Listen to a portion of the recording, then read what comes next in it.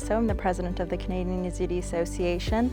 I'm here to discuss a really interesting topic and project that's happening right in our city of Winnipeg. I have three people here with me today, Michael Wilson, Nafia Nasso, and Bo Wohlers here. We're going to be discussing a farming project, Operation Ezra, and a couple partners we have within the project. So Operation Ezra initially started up as a grassroots project it was a call to action really to the ongoing genocide of the Yazidi people in northern Iraq. We had two missions when we started, was to educate people on who the Yazidi community is and to privately sponsor a family. And that was in 2015. Fast forward to where we are now, we've managed to privately sponsor 11 families, that's 65 people. We've raised over $800,000 and have partnered with over 44 different organizations, churches, synagogues, private public sector within Winnipeg and around Canada as well. So one of our biggest projects here was the farming project we just launched this summer. And I'll pass it over to Nafia to talk about how Operation Ezra got involved with this farming project. One of the members on the committee, Megan Sodomsky, is really good at finding these newcomers jobs and building resumes. So we were talking about some of the experiences these families have had, what background they have, what type of jobs and whatnot. And one of the things that kept coming up over and over was that the fact that most Yazidis come from small villages and towns in northern Iraq, and they're experts at farming. This is something that most of them did all their lives. So she mentioned that her father owned a farm in Portage La Prairie and had some land that he wasn't using at the time, and suggested that we start with a small pilot project to plant some potatoes and beets. Now, let me tell you, at first I thought she was crazy. I went home and shared the idea with my family and the community at large, and everyone seemed to be really pumped about it and super excited to get this project going. So we were able to take a number of families to Portage La Prairie, and a number of volunteers. They went out, they planted these potatoes and beets, and a few months later they were able to harvest over 750 pounds of potatoes and beets, and 34 Yazidi refugee families benefited from the potatoes and beets, and they were super excited about it. There was a lot of media coverage when they went out to harvest. And I believe that's how Michael Wilson and Bo became aware of the plight of the Yazidis and Operation Ezra. So they reached out to Operation Ezra, to Michelle, Aziza, and myself. And that's kind of how the this year's farming project started at a much larger scale. And maybe now I'll pass it on to Michael, and we'll take it from there.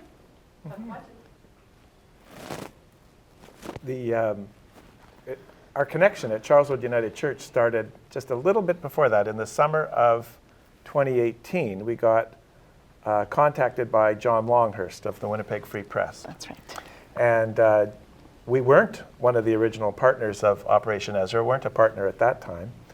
But John was saying if there were any groups out there who wanted to do a food drive for the Yazidi refugee community, that would be of great help. So we did that in September of last year. And that's what kind of caused us to know about Operation Ezra and about the Yazidi community, and why it was that when the Portage La Prairie potato story appeared in the Free Press, a lot of us went, oh, guess what? We know who that is. And then my friend Bo got in touch with me first and said, you know, I've got some land closer to Winnipeg than Portage La Prairie, and maybe there's an opportunity to get involved a little bit more. And that led us to getting in touch with Nafia and Michelle, and to start a few meetings that led to what happened this spring. Yeah, that's great. Thank you for sharing. Maybe we'll pass it to Bo now and talk about, you know, the on ground, the real where the real grunt work happened over the summer. Well, again, I saw the first report on the farming issue from Portage La Prairie I think it was in the Free Press. And I was very interested because, you know, I could see refugees helping themselves rather than being helped all the time by farming, you know, bringing the harvest in Portage la Prairie. So I thought we have land closer by, and you know, it's a long ways to drive to Portage la Prairie to do the weeding and the planting and the harvesting, etc. So I approached Michael Wilson here from our church, that we have land available closer by, and I think it would be a good idea to enlarge this program, because we're talking now already 50 families that are needed to be fed and wanted to work on the farm. So we initiated this farming project on our land from Champlain, and we started, I believe, to really plan this in early March, you know, to lay out the land and discuss how many acres we would be planting, and to start sourcing out seeds and plants for the project. So in March was the start. I think you remember that. It's already quite a while ago now. But we started to do some seeding in April after the planning period, and we had at least, I think, 20 different crops, anything from the tomatoes to the eggplants and to the carrots and the potatoes, etc. And I think we were very ambitious in the first year to plant almost 6 acres of the vegetable plot. Wow. And I think we are very happy that the crops came out well, even so we had a difficult year. But the last harvest was just 2 weeks ago, and we harvested, for instance, 6,000 pounds of potatoes. So it will feed not just the Yazidi families, but also they would be donated to good causes in Winnipeg. For instance, we're talking to food banks, etc. And it's nice that the Yazidis can share their crop as well with other groups. Yeah, absolutely. So did you guys have, how exactly did the labor part of it work? Were you guys bringing families out to the farm and they were working the farm? And then maybe Nafia, if you want to speak to that a little bit. Yeah, absolutely. So yes, we somewhat had a schedule in place. So the plan was every day, a number of people, 4 or 5 people would go out to the farm together. That didn't necessarily happen every day, but sometimes every couple of days, a few times a week, where a number of people went out. At times when the weeding became really aggressive and we needed more people, we rented school buses a number of times where we actually filled school buses, like 45, 55 people on a bus, took them out to the field. And it's mostly women because the government sponsored the families that the government brought in. They're mostly women with single children.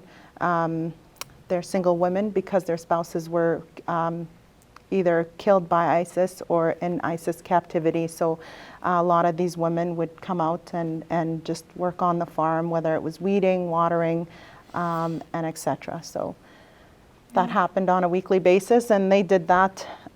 They did most of the labor throughout the summer. Yeah. Yeah. I think the biggest maybe shock to me was the unintended positive thing that came out of the farming project, which was almost a therapy to a lot of these women who were coming onto the farm.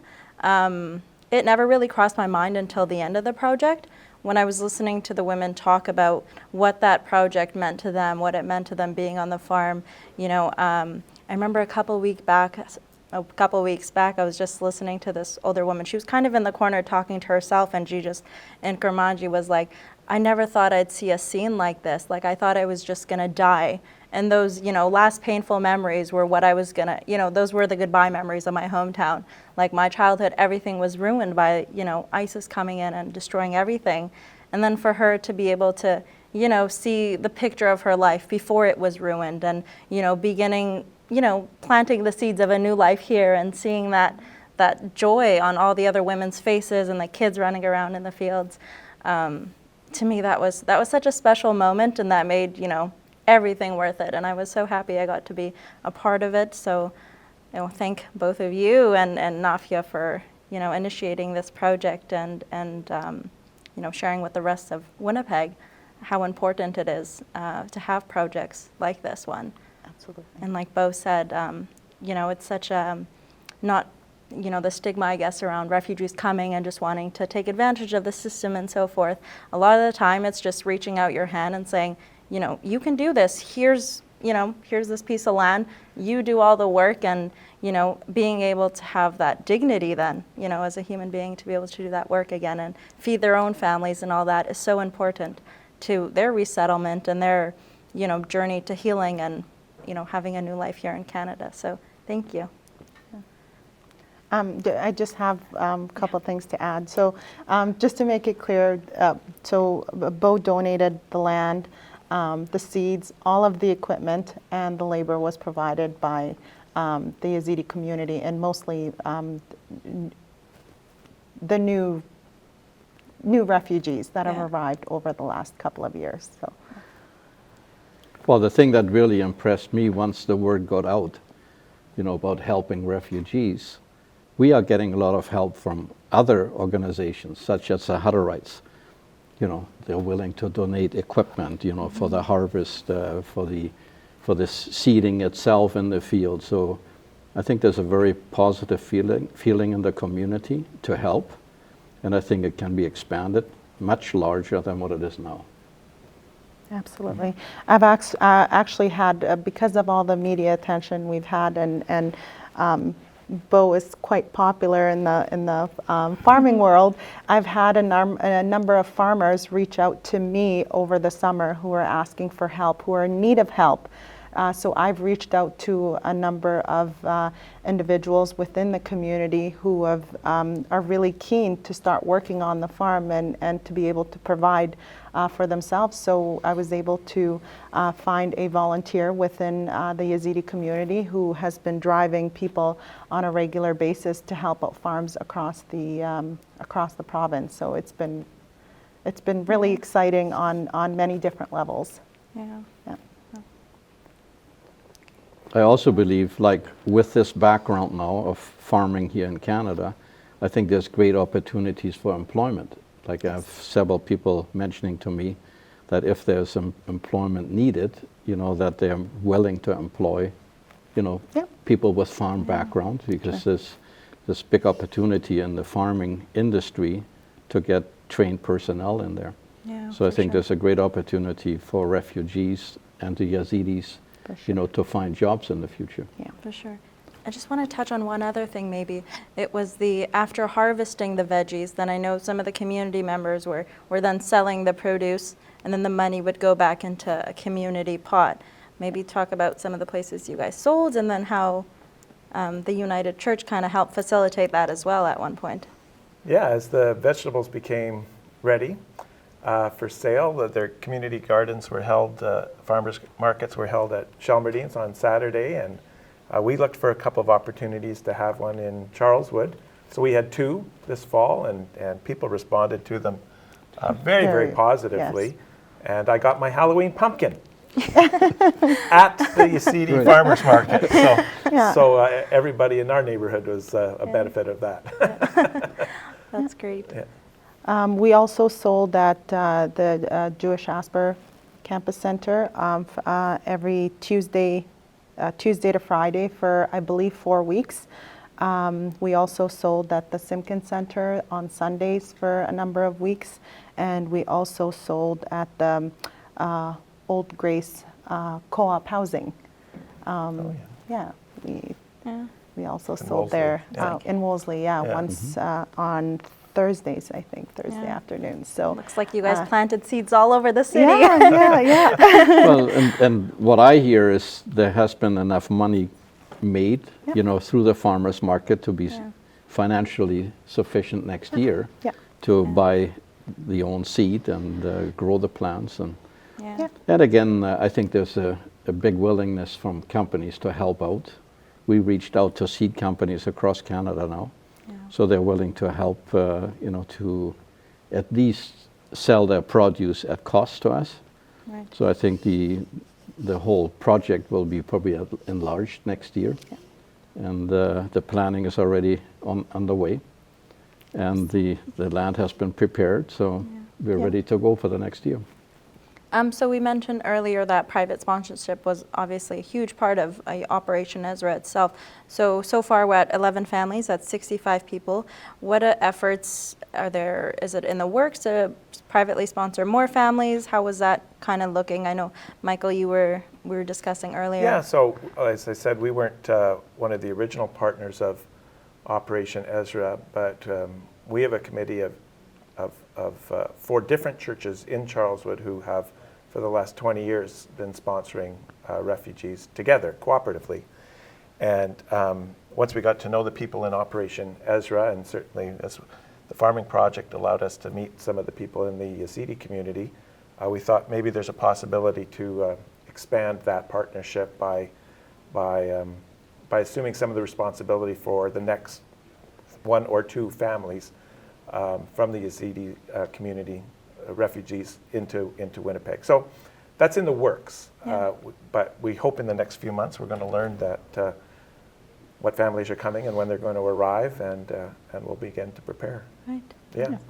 That's great. So that was a family of 8. The application has been submitted, and so we hope to hear back in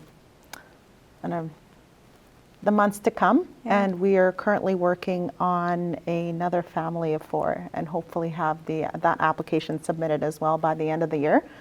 And then we hope to do more for next year. Yeah. Okay. So if you would like to get involved, if you want to learn more, please contact me. My email address is nnaso@jcfswinnipeg.org. So that wraps up our episode today. Thank you, Michael, Nafia, and Bo for being here today. And thank you to you Multicultural for giving us a platform to share this amazing project and our story. And the Yazidi community looks forward to being back here again next time.